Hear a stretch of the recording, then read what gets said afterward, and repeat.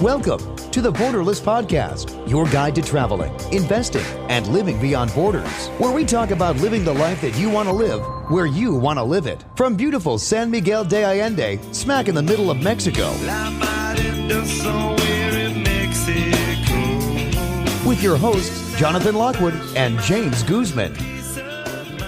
Welcome to the Borderless Podcast, traveling, investing, and living beyond borders. The podcast that talks about things like location-independent businesses, living internationally, having more self-reliance, looking to new forms of technology and networks to help yourself. My name's Jonathan Lockwood. I'm here with James Guzman. Hey, James. Hey, Jonathan. What's going on? Hey, what's going on is my buddy Ryan is in town. Hey, Ryan, say hi. Hello.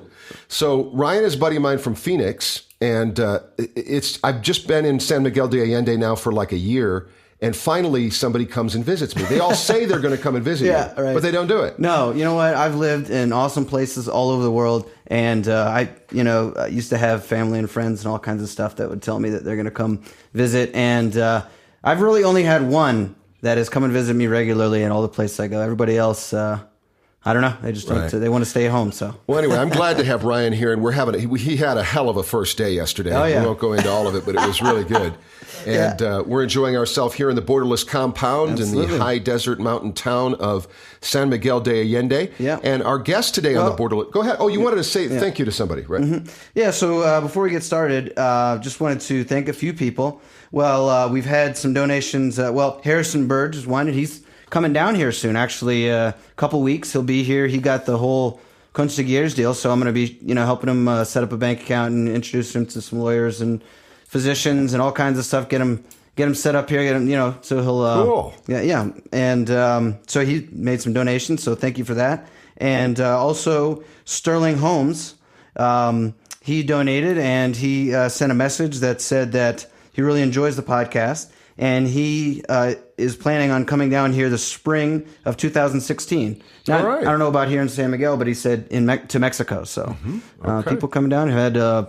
Two, within the last week or so, or three, that come visit. So, yes, a lot of things going on. Right. I had somebody who saw your interview of me on the Borderless website and said that she and her husband are coming at some point here in the next month or so. Yeah. But she didn't contact you. Not quite yet. Okay. All right.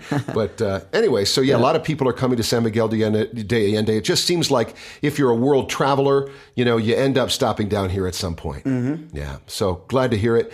Our guest today on the Borderless podcast is Ramphis Castro, director of the Founder Institute. So Ramphis is the New York City director for the Silicon Valley-based Founder Institute, the world's largest entrepreneur training and startup launch program, helping aspiring founders across the globe build enduring technology companies. He is a Kaufman Fellow, a community of over 400 innovation investors worldwide, representing 160 venture firms and corporate venture groups in 26 countries on 6 continents, collectively deploying $50 billion in venture capital. He's a founding partner of MindChemy, a full-stack startup ecosystem acceleration and support organization that deploys programs facilitating experiential education to all stakeholders in a country. From entrepreneurs to emerging managers in the venture industry, MindChemy has supported ecosystem growth in dozens of countries around the world. Most recently, he has been planting the seeds to launch the first startup weekend in Cuba. He has served as policy advisor on entrepreneurship, technology, and economic development policy to leaders in Puerto Rico, Norway, Dominican Republic, Colombia, Guatemala, among others. He serves as policy advisor to the president of the Senate of Puerto Rico, Honorable Eduardo Batia Gautier. Welcome, Ramphis Castro, to the Borderless podcast. Hey, guys. Thanks for the invite. Yeah. Great to be here. So I want to kind of set this up because I've been hearing about Puerto Rico as a really great advantage for American citizens to move there and save a lot of money on taxes for some time now. And a lot of people whom I respect have said very positive things about it, a couple of them not so positive. And I know when I first brought it up to you, James, your thought at the time was, this is only dividends and capital gains. It's not actually income tax. Was that your thinking at one point? Yeah, in the beginning when it first came out, I remember a few years ago, I was thinking about writing an ebook about it. And, when I read it, when I looked into it, I did contact an accountant down there, and it seemed to me that it was only off dividends. But after I spoke to Ramphis, I realized that I must have read the law wrong or something, which I'm not a lawyer, so that's very possible. So, yeah. And so you met Ramphis at the Global Startup Workshop in Guatemala, right? Yeah, we were in Guatemala, and he was on a panel, I believe it was called Hacking Governance or Hacking Democracy or something like that, talking about applying technology to to the new kinds of governance systems we might see and stuff like that. So I thought he'd be a good person to talk about this kind of stuff. Fantastic. So why don't we get right into this? It comes down to something called Act 22. Is that right, Ramphis? Right. Well, it's actually a series of laws, one of which is Act 22. There other laws are around Act 20 and 73. So there are different laws for different situations. Okay. All of which are around the tax savings related to export businesses or relocation of investors. Okay, cool. Yeah, maybe that's what I was missing out on then, because then, I was reading the language on Act 22, so I didn't look at the other two. So maybe, because I remember you saying that with this, with these three acts, a American can have, as long as they're a bona fide resident in Puerto Rico, they end up paying no federal or state income tax, right? State taxes on their capital gains. So you got it right on the Act 22 piece. Okay. Right. So basically, due to the unique relationship between the U.S. and Puerto Rico, you should think of it as we're like the Hong Kong of the Caribbean, right? So Hong Kong within the context of China, right? Mm-hmm. And within that context, if you're under Act 22, which basically says if you haven't lived in Puerto Rico for at least 6 years, and you move, then your capital gains are not subject to any Puerto Rico tax. What you have to keep in mind is that no Puerto Ricans, no U.S. citizens living on the island are subject to any type of federal income tax specifically. You do pay payroll taxes, Medicare, Social Security, and those types of things, but you don't pay income tax. Right. So this is specifically around the capital gains taxes for the Act 22 itself on personal capital gains taxes. So basically through that relationship, Puerto Rico is the only jurisdiction in the world a U.S. citizen can escape federal capital gains tax on their investments. Okay, but there's more. There's more to share, right, about advantages for Puerto Rico. And what are they specifically?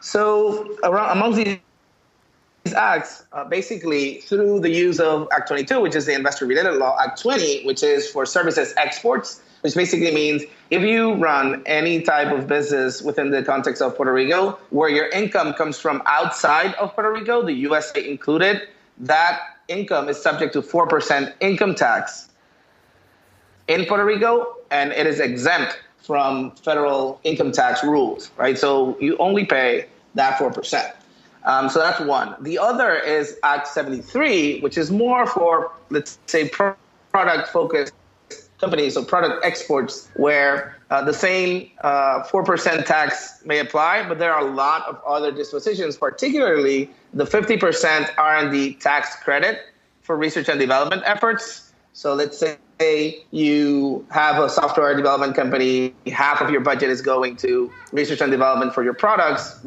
as you're doing that work within Puerto Rico, you are eligible for a tax credit of 50% of that spend, of which you can sell then forward to between 85 and 95% of the value of the credit. Okay. All right. So just kind of boiled down, who is the person, like the ideal person that you would say would definitely benefit from becoming a resident of Puerto Rico at this point? So the great thing now is that I guess we can sort of point to now more than a few hundreds of people that are actively benefiting from these. So these are basically services business, globally minded service businesses. Mm-hmm. So these are small design firms, maybe 3-4 people, as small as 3 or 4 people that can just kind of want to set up shop and have most of their customers and clients in the U.S. Obviously, Puerto Rico is 3.5 hours from New York. So you can literally hop on a plane 6 a.m. and be in Midtown by 11 and just for a meeting, and then kind of hop back and then just sort of make it back to the island in time for some late night beers. So you can do that. And these guys, basically, all of their income comes from freelance work and sort of design services, self-development services, any kind of service, accounting, financial, any kind of services that are where the clients are outside of the island. Okay, how about if we do this, Ramphis? Let's do this, Ramphis. Let's say you have a guy. Let's just say it's me. Okay, I have a business. I'm the only employee of the business. It's presently a corporation, but I'm open to whatever sort of designation it could be. I moved to Puerto Rico. All of my work, I do voiceovers. So I most of the work is done in the United States and some in Europe. I've never had any client in Puerto Rico. What do I do? Right. So step one is basically you go onto the Puerto Rico website. You incorporate Puerto Rico, or you don't even have to incorporate. You just got to move, right? Okay. And then you apply for Act 22 status. Okay. Right. So if it's from the capital gains side, if it's from the service side, you basically incorporate your business and you apply for the Law 20 for the service business. And basically, you inform the government what you're going to do. Just it's a one-page, pretty straightforward designation, and then you pay the I believe it's $750 for the process. How much is it? And then $750. $750 US. Yes. Okay. To have the designation for as an Act 20 company. Okay. And then this company, basically you bill everything that all your international work is billed through that entity. Okay. Okay. So is it wise for the person to shut down his prior company and open up a Puerto Rican company, or no? Sure. So obviously, I mean, the specifics of it, ideally you'd sort of discuss it with an accountant, right? Okay. Just because you can't take any of this as kind of accounting advice. Understood. In that sense. But basically, it really depends on the actual business. So, for example, the business in Puerto Rico could buy the business that it's in the U.S. and essentially change the billing from that U.S. entity into directly in Puerto Rico. And obviously your assets and your people are in Puerto Rico. So that's the way it works. The government tends to focus on it's not in the law, but generally you do commit ideally to growing some piece of the business. So they're on average, it's at least 3 employees that you might want to commit to. Okay. But there are other entities. When you say you might want to commit to, what if a person doesn't want to do that? Are they ineligible? The government might find you ineligible, right? So they might decide gotcha. You might not comply with. But basically, the focus of these laws are to promote job growth and company growth and economic development tools, right? So what they want to hear is really around job creation and job supporting. Gotcha. So ways that have creative individuals have kind of done something different is they've actually created partnerships where it's just plug and play, and basically a freelancer can just join the partnership and literally start billing the same day. Right? Beautiful. So there are some of those. So one is called Act 2022 Solutions. I think it's act2022solutions.com. Totally unpaid advertisement, but they've done an amazing job at actually setting up a partnership that's sort of plug and play. People can just literally connect with them. They have their own model and basically enjoy those savings without going through any of the bureaucracy. So there's been some innovation on really getting through the bureaucracy. But if you want to go through it, which is really fairly light in terms of bureaucracy, so a lot of this can be done online and over email with the authorities and the government, then you can just do it yourself. Okay, beautiful. So I've got my Puerto Rican company. It has bought my U.S. company. I have applied for and say I was approved for this Act 20 status. And I'm now doing business as I always have, except I'm doing it from Puerto Rico. I'm not doing it with anyone in Puerto Rico. And now I'm making money. Now, as an individual, the profits that I make or the salary that I make is subject to 4% personal income tax, correct? No, the company is subject to 4% income tax. Oh. Okay. And then the dividends, that way those dividends are paid out, then those dividends are tax exempt to the individual. Oh, so it can be beautiful. as a tax exempt distribution on dividends. Okay. So 4% on the profits of the company. Right. Okay. Very good. Well, That sounds pretty great. Yeah. And so you have to do something in good faith to demonstrate your intention to the Puerto Rican government that you're there to grow and help contribute to providing jobs to Puerto Rico. Correct. So the average, the general request is that over the year you generate 3 jobs, right? That's basically what the government requires, right? So from a freelance perspective, if you're kind of on your own, then you can basically decide to bring 2 more friends, and then you're good, right? 2 more friends down, and so don't go alone to the beach. You bring your friends. And then you have 3 freelancers kind of working together under one entity and have that operate as a partnership, and then you're good. So right? you don't have to hire local Puerto Rican employees. No, not necessarily. That's what's wanted, obviously. But what's been happening is that a lot of people are just moving, right, themselves and the entire companies with their employees. They pitch their employees and their families, say, hey, do you want to go move to Puerto Rico and move away from Wisconsin or, Michigan, and kind of go have, fun in the sun with your kids. And, their top schools with some of the highest acceptance rates to Ivy Leagues are in San Juan and Dorado, right? So they get access to some of the top schools and top middle, elementary, and high schools in the country with a long Ivy League track record. And other benefits for the lifestyle of being in Puerto Rico, which is sort of really why you would do it more than Texas, is really the lifestyle. And you basically live where people vacation. That's basically why people are moving. They get the chance to sort of have 80-degree weather year-round. They're 4 hours from 3.5 hours, 4 hours from New York. They can get close to the beach, surf world-class surfing, world-class everything else in terms of healthcare, education, and other amenities. Yeah, that's cool. It sounds like a great program. Now, I've noticed that there's kind of 2 camps in the kind of offshore world. You got International Man and Peter Schiff, who I think Peter Schiff has moved there. He's setting up shop. International Man has created an information product that they're trying to give people all the information on how to do this. Then I've heard on the other side, you have, Mark Nespin, and I've also seen Andrew Henderson come out with something on Nomad Capitalist so basically it seems to me nobody is saying that this is a bad act, but the main criticism is that they don't think that either the United States government or the Puerto Rican government is going to continue to let this happen, that they're going to continue to let people go to, United States citizens go to Puerto Rico and pay very little or no taxes. So how would you respond to that criticism? Sure. So just to be clear, you're saying that the federal government is not going to allow it, or the Puerto Rico government it doesn't want to allow it? Well, either one or the other. Sure. So let's go into it. One of the things that's very important to point out is that these acts are Puerto Rico acts.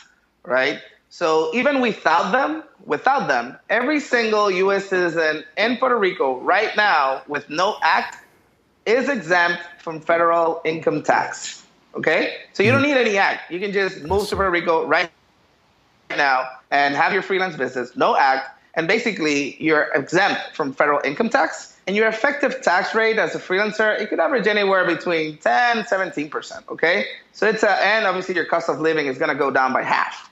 So even with no act, a U.S. citizen freelancer is highly incented to do that. There have been tens of thousands of people that have done that over the years. So that's one, right? So this has nothing to do with the federal government kind of mandate or any kind of law that they made. It's just the relationship between the USA and Puerto Rico. And that has been there for 117 years. Probably not going to change anytime soon. And then the other piece is Puerto Rico law itself.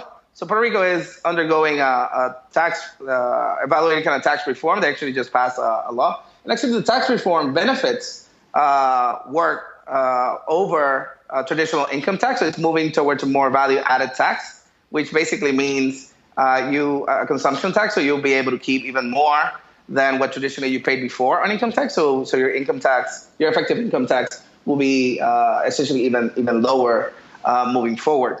The other piece around Puerto Rico is that Puerto Rico is obviously highly incented to keep these laws because, again, 0% from zero or 40% out of zero income is still zero. So the money that is coming into Puerto Rico from these people that are moving was income that was never going to come through Puerto Rico, right? So Puerto Rico is not losing out on anything, right? So they're highly incented as an attraction tool to really have people move and sort of be a part of the economy, invest in schools and projects, investors to actually build out new entities and invest in startups and other programs, which is what is actually happening. Okay. Right? Well, thank you. So the people that are moving are, sure. Oh, I'm sorry. I didn't mean to interrupt you. Thank you for addressing that. That was very interesting because, I wasn't aware that for all of those years that was the case. It's just this Act 20 that has further incentivized people to come to Puerto Rico and lower their taxes even more. But what I was going to say is, so for 113 years, this was the case, but I suppose I wouldn't put anything past the U.S. government should a bunch of especially wealthy people or lots of people start pouring into Puerto Rico. At some point, it does become a concern. But I do want to say, obviously, what you said about Puerto Rico, they have the island of Puerto Rico has every incentive to continue with this, to make this continue to work. One of the reasons is because they have a bit of a problem with public debt. Is that right? Yeah, correct. Sure. A lot of other places as well, but definitely Puerto Rico is facing its own very interesting challenges around fiscal discipline. Right. Well, good. And so this is good for them in an attempt to ameliorate that problem. Well, it's definitely helpful. Anything you can do that attracts the best and brightest to your space will serve you well. So if you have, freelancers who are generally at the cutting edge of their own fields, doing amazing services work for around the world, and they're there and they build their own communities, they're part of the global ecosystems of which they're a part of doing their business. It really helps everybody. To sort of have more of the talent kind of there. So as Puerto Rico is losing, right, so it does lose a lot of its own citizens who really haven't had, for a lot of reasons, the opportunities that others around the world might have had, and they can take advantage of Puerto Rico. So these Puerto Ricans are half left and are continuing to leave the island, while some others come back all the time. So those numbers of people coming back are going up, right? So it's so as things over the next few years, it'll be able to stabilize as there's more and more talent, more and more businesses moving and continuing to grow and need additional talent to stay on the island or come back. All right. Well, again, thank you for addressing that. Now, you talked about just the advantages of living in Puerto Rico. We are talking about a place I've not yet been to, but I understand is one of the most beautiful places in this hemisphere. Can you talk to us about the lifestyle in Puerto Rico? Okay, so you're going to tell us how awesome it is, and I believe that's true. Most people will agree. But also talk to us about some things that the typical American might think of as a drawback. Can you talk to us about that? Sure. So first off, obviously biased here, and I've had the opportunity to travel around the world and experience a lot of different cultures and kind of the freelance and nomad lifestyle. And to me, honestly, Puerto Rico is by far the best place in the world to live. And part of it is really its mix of Latin American kind of culture, vibe, and flow, but then U.S.-based security and in terms of the business climate, atmosphere, and its relationship with the United States for the purposes of political stability and even safety, right? So when you compare Puerto Rico's safety concerns with the rest of the U.S. in the years prior, it might have seemed high, whereas, and we might get to that, over the past year, we've seen a drop of between 30 and 40% in violent crimes for just 1 year drop, and the year tracking this year ongoing, it's on track to go down by half, right? So the security concerns within the context of the United States are going down, but within the context of Latin America, it's actually quite ahead in a lot of different metrics. That being said, some of the drawbacks of being on the island from somebody from the outside might be that their own communities within the country might not be as big. So let's say you are, looking for the Russian diaspora in Puerto Rico. You might not find that many kind of colleagues and expatriates kind of there, or let's say you're Taiwanese and looking for your community over there. So those are just sort of getting started. Some of them. So you might be you might have some culture shock. In terms of just being, but that might happen if you go anywhere in Latin America, right? Just a change of pace, the atmosphere, the vibe will be a little bit different from what you might be used to in different places in Europe or Asia or anywhere else, basically. So that might be a drawback in the context of sort of getting acclimated to sort of the people and sometimes the language. So depending on where you live, if you live where most of the people have chosen to live, so San Juan specifically, or Rincon, which is on the West Coast, which is the more kind of beach surf lifestyle, you'll find mostly sort of bilingual experience where people will go out of the way to really make you feel comfortable and at home. But obviously there might be situations where you might they might not know English and you might have to, use some hand signals to get your message across. But that is the least amount of cases. So, give you an example. I've served as ambassador for the couch surfing community, right? And I've received personally in my home over 300 kind of freelancers, nomads, like over the years, and the experience are across the board sort of glowing reviews, right, of the experience and comparing and contrasting with everywhere from Rio de Janeiro to Thailand, right, having Scandinavians that tend to split time between some of these different jurisdictions, and there's raving reviews for Puerto Rico. Part of the reason is infrastructure from the telecommunications side blows out of the water most jurisdictions, even in the U.S. So I'm in, for example, in New York right now, and there's some places where, our 4G coverage is less than what I have experience in Puerto Rico. And there's fiber to the home in a lot of places in San Juan and growing. There's 4G coverage all over, so you can literally work on your laptop from the beach with your phone or in the forest if that's your jam. You can just sort of be there and still have 4G coverage in some places at El Yunque. So really the experience in terms of lifestyle is it's pretty amazing, right? And the numbers speak for themselves. We are experiencing record numbers, historically record numbers of tourists coming down to the island through cruise ships and flights. There were upwards of 30,000 in just a single day coming down for New Year's and flights, right? So fully booked flights from all over the world into Puerto Rico. And those numbers are growing across the board. Just because you can have the experience of Latin America and the beaches and everything without the concerns of that you would experience in other places all over Latin America. Okay. As concisely as possible, could you compare the cost of living in Puerto Rico? And I know there's a range. So if you can compare the range in cost of living in Puerto Rico with a place in the United States as an example, can you do that? Sure, of course. So if you compare something like New York, right? So in New York, let's say between New York City itself, right? So New York, and Puerto Rico, the average cost difference could be on average, for example, the rent could be over 100%, 100+% higher in New York City, right? So your cost of living, a rent for like a two bedroom apartment close to the beach, with parking, with security, sort of doorman, and the whole thing, anywhere between $1,000 and $1,500 in Condado Santurce area, right? Whereas in New York, that could be anywhere, $3,000 plus if you're lucky, depending on where that is. Things like restaurants, groceries, and things of that nature could be between 30 and 40% less.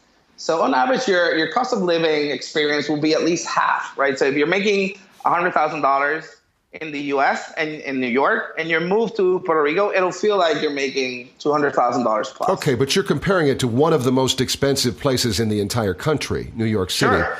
And so, and yet I think that's helpful. We get it. So $1,000 to $1,500 a month, I mean, you get to live in vacation in the beautiful island of Puerto Rico, not far from the beach.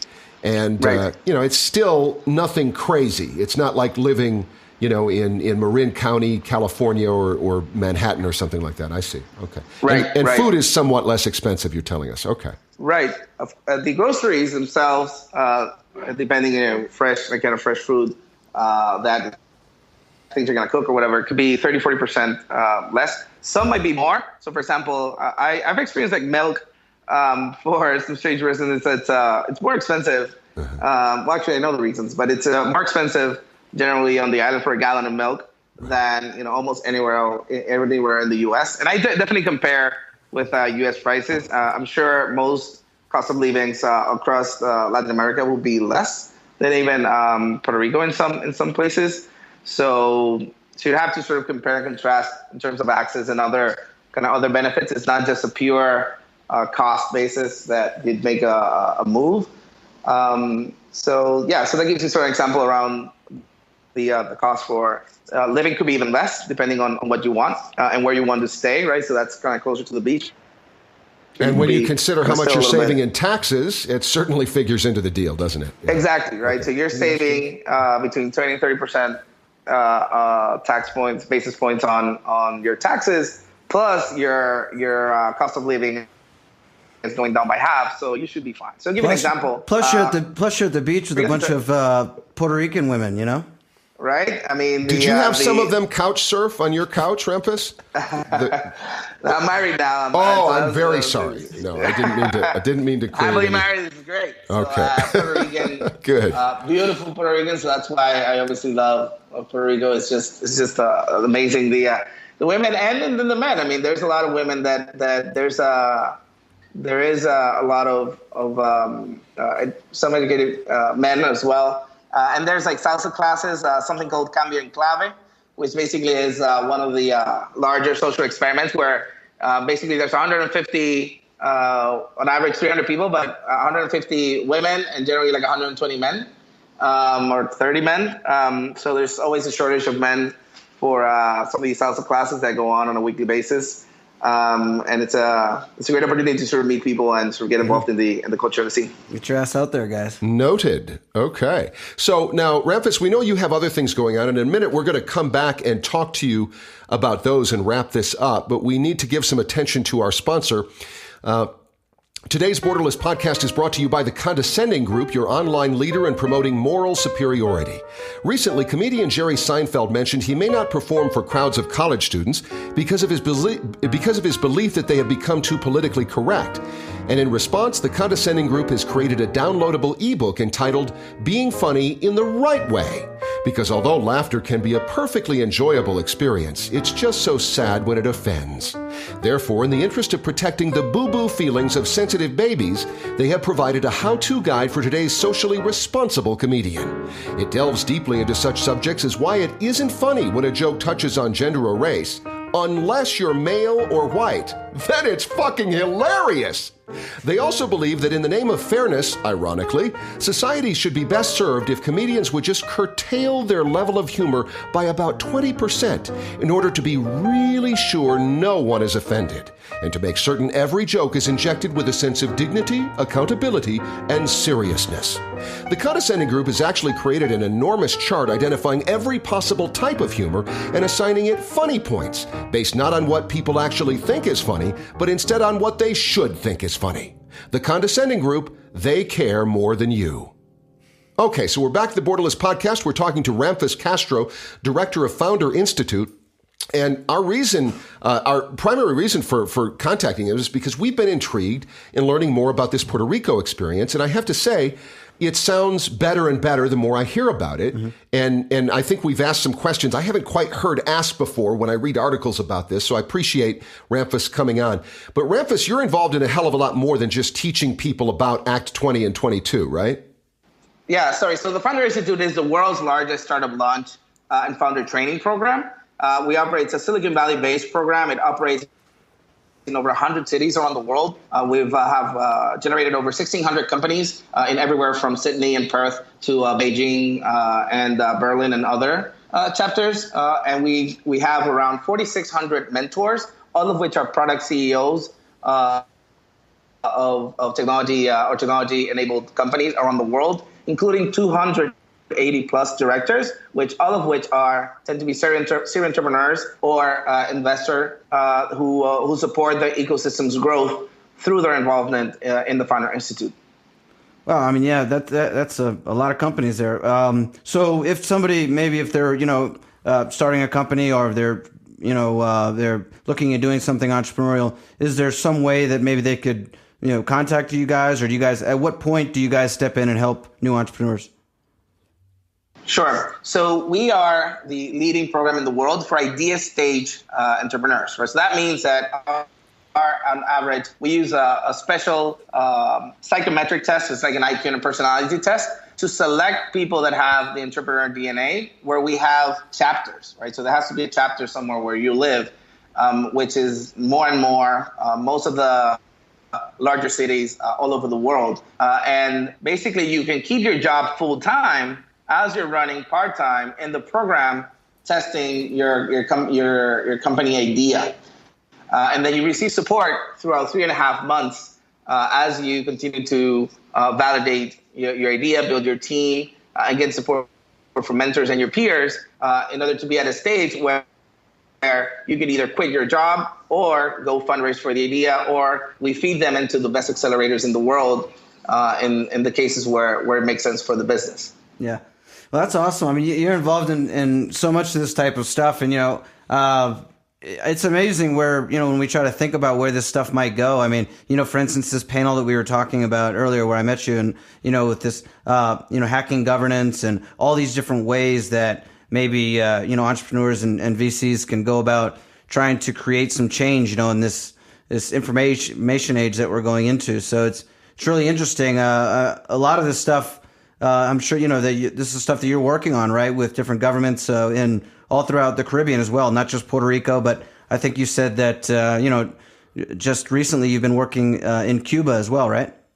Right. So one of the opportunities for the world is really around enabling entrepreneurship as a sort of self-development, right, and self-fulfilling tool for everybody to have the opportunity to sort of really pursue their dreams, their passions, kind of change their countries, change their communities, change the world, right? Mm-hmm. So it's an opportunity that's available for everybody. But when you actually land that concept down in concrete, it's really about giving people the experience to really understand how to be an entrepreneur and how to get started. So for the context of Cuba, because of embargo and other challenges, has been sort of shielded off from a lot of this experience and sort of technology ecosystems, right? So Startup Weekend is a program from a nonprofit called Up Global, which operates globally, right? And that is the best program in the world for people to get a taste of what being an entrepreneur is like. And it's one of the starting points for ecosystem development for where the community gets started. So now that Cuba is sort of in the process of really modernizing its economy, and with the opportunity of the embargo getting lifted over some time frame, which hopefully is less than 50 years, over the next few years, we'll see some changes there. Hopefully, it's an opportunity for the Cubans to really experiment and really share in the opportunity of being part of a global economy through the internet, right, and other areas. So when that opportunity kind of came up, I was in conversations with other organizers in Latin America for Startup Weekend, and just sort of we decided that one of the best ways we can be helpful is to really share some of the things that all of us. Others in Argentina, myself, Puerto Rico, and other places, to share those lessons learned to sort of a new community that will crop up in Cuba as things continue to change. Yeah, well, that's cool. So, I mean, what you've seen, are you optimistic on that, or I mean, how is the government reacting to these things? Honestly, it is amazing. It's a little bit hard to kind of hold back just how incredible the opportunity is for the Cubans. The reason is the education level are so high compared to what I've seen in Latin America. It is hard to explain. I've never experienced that anywhere in Latin America, where the taxi driver, has a degree from university and knows multiple languages because they're involved in the tourism industry.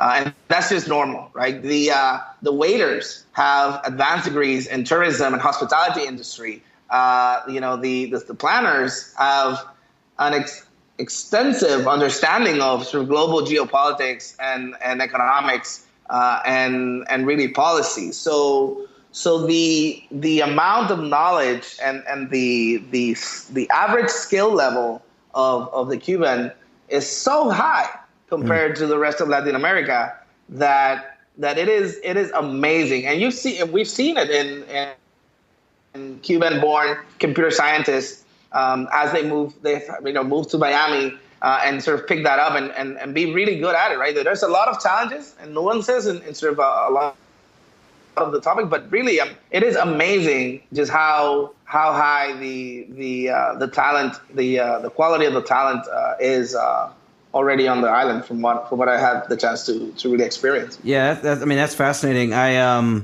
would really like to follow this. I think that maybe sometime in the future we'll do a whole podcast with somebody on this Cuban situation. I'd like to see how this works out as it starts to open up a bit. We've talked. Maybe you should come down when we do Startup Weekend. So we're planning for an August date, and maybe you can join us. So you're doing it in Cuba? It's going to be in Cuba, yeah. That is monumental to have an entrepreneurship startup weekend in Cuba. I think that would blow most Americans' minds away. But I would absolutely love to join that. Yeah, let's. It is incredible, and it's clear that obviously they're not waiting for anybody. Like if you step foot anywhere like Cuba, you'll see the levels of entrepreneurship drive that the Cuban people have. Everything from all kinds of businesses have sort of small businesses kind of propping up, some obviously legal, some illegal, but like the drive is there, and it is at a very high potential. And then the computer scientists and others, they have very sophisticated ideas they've been working on, even with all the challenges and barriers that they face, to really have produce innovation that is really helpful to be shared with the world. Okay. Yeah, that's great. I'm going to probably add in a link to the show notes as well for people that might be interested in taking a look at that startup weekend. That sounds great. So with your travels and, with you working with, all these entrepreneurs and governments and stuff, other than, we've talked about Puerto Rico, we've talked about Cuba. Are there any other places that you see some sort of exceptional opportunity or something that, within the developing markets that you think people should be taking a look at? So I think there's a lot of opportunity all over the world. I'm an optimist, right? So I see an entrepreneur. So I see opportunities everywhere to solve problems that has not been traditionally solved by anyone, right? So you're seeing mobile banking opportunities play out in Africa, Kenya, and other areas. You're seeing sort of new models of sharing economy sort of pop up in Latin America as well, as we're seeing in the U.S. So there's opportunities to really take advantage of mobile, the internet, and all the connected devices to really have access sort of globally and solve real problems down on the ground. Everything from booking appointments in Brazil to being able to have access to the most current pricing of products and services in Southeast Asia. There's really, it's really where you want to focus on, like where you want to build a life and what community you want to support, and then we can sort of discuss particulars about everywhere, right? Because if you talk to entrepreneurs in every single country, they'll tell you what they're working on, and a lot of it is really solving their own problems, right? And that's why I'm very excited about what the Founder Institute does, which is really give people outside of Silicon Valley that fighting chance, where you have sort of support and mentorship and resources and access to sort of the best mentorship so that you can sort of get started, which is so hard to come by anywhere, right? Yeah. Like we so used to it in Silicon Valley to have all these resources and everybody, you know, is doing some startup or I guess works in technology industry. But if you're in Colombia, I mean, and you're in Bogota, like on your own, you know, even with all the government programs and all the other programs that might be in there, when you're just getting started, there's not much out there to help you at that stage, right? Everybody wants you to be full-time, have a product, have a team, all investors. So those opportunities, as they come up, we're able to support all over the world. Yeah, that's great. I mean, and that was kind of one of the major topics at this Guatemalan thing, the Global Startup Weekend, where I met Ramphis. So, I mean, there's lots of this type of stuff going on around the world that's very, very interesting. You know, and, you know, what you said kind of reflects to me what Mark Hoverson was saying at the last podcast, in that, you know, you got to look within yourself and figure out what you want to do, what type of place, that, you know, what things do you enjoy doing, you know, who's in certain countries that you can be with. And once you figure that out, then you can take the first steps to try to create that, you know, that life that you want, that lifestyle design. But first it's kind of taking a look within. So, yeah. So, I want to add to that, James. So, sure. For example, specifically like around Puerto Rico, with the relationship with the U.S., I think it's a unique opportunity for people that are in service to really build sort of wealth and keep that wealth so that they can then invest that in anything that they feel is meaningful for their own communities where they come from, right? So you have a Wisconsin entrepreneur, you know, does some freelance services. They're able to keep more of that and really be able to give back and become an investor in the Wisconsin startup community, right? Or the Michigan startup community. And that's really what we want Puerto Rico's role to be, as a place where people come and use it as a platform for global businesses. And then they're able to give back in any way they feel meaningful. If it's writing a check to the federal government, do that. If it's really building a nonprofit back where they live so they can have better public schools or better programs, they're able to do that, right? But then they're able to find each other and that shared purpose on the beach in Puerto Rico. Yeah, that's great. Except for writing checks to the federal government. Don't do that. Yeah, please. Don't do that. So to wrap up, we talked about a lot of different things, but say that there's, you know, someone that's a new entrepreneur and they're listening to this, you know, you have different, you worked with a lot of people that are starting businesses, this type of thing. So you've seen some of the pitfalls and some of the successes. What's the number one best piece of advice that you think you can give to somebody that's just starting out today? I think the best is get started, right? Don't have an idea and caress it and just keep it to yourself. Just really get started. Get as much feedback as you can from everybody that you can. Never be worried about somebody sort of stealing your idea. Just really get started and really make sure that you take advantage of all the resources online that are out there. Like, don't try to reinvent the wheel, right? So you waste so much time just not getting started and kind of being out there. So get started is the number one kind of piece of advice, right? Don't wait. Don't wait for a business plan or when it's ready. It'll never be ready. Just get started.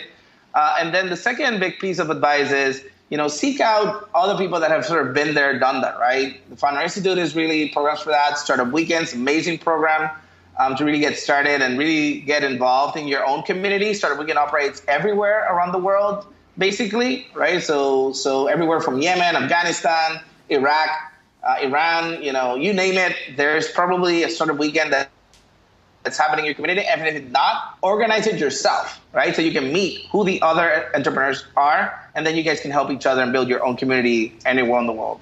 All right. Thank you very much, Ramphis Castro, for being a guest on the Borderless podcast. Thank you, guys. It was fun. Okay, so I appreciate Ramphis Castro coming on the Borderless podcast. He did a great job. In particular, I mean, my primary interest anyway was finding out more about the Puerto Rican option for American business people. But he had a lot of he's involved in a lot of stuff. And I think he's, you know, it's really interesting because he's working along with governments, and he's trying to, you know, he's kind of a free market entrepreneurial, you know, friendly guy, and he's trying to work with these governments to try to bring us to kind of a new way of doing business, and he's making a lot of headway. So right, yeah. So anyway, we mentioned earlier on the podcast, you know, I've been living in San Miguel de Allende for a year. James has been here longer, and finally, all of these friends who, when I left, they were all like, "Oh, we're going to come visit you. We're going to come," almost to a person. Every single person I knew said they were coming. But finally, somebody did, and that's my buddy Ryan Anderson. Hey, Ryan. Hello. Get up on that mic, brother. Here I am. Can you hear me? Okay, yeah, that's good. So you just got in yesterday. You landed at the Querétaro airport. I picked you up, and we got to San Miguel. What do you think of the town so far? Absolutely beautiful. The architecture, the food, people, beautiful women. Yeah. The prices are good. I've loved it so far. It's only been one day, but it's been. I'd come back for sure. Okay, very Met some good. interesting people, huh? Just Oh my God! Our first night here was a field trip for sure. There was kind of a Buddha-like character named Job you met last night. We all met. We've known him for a while. and the ayahuasca shaman. Oh my God! Right. Yeah. It's been fascinating. Yeah.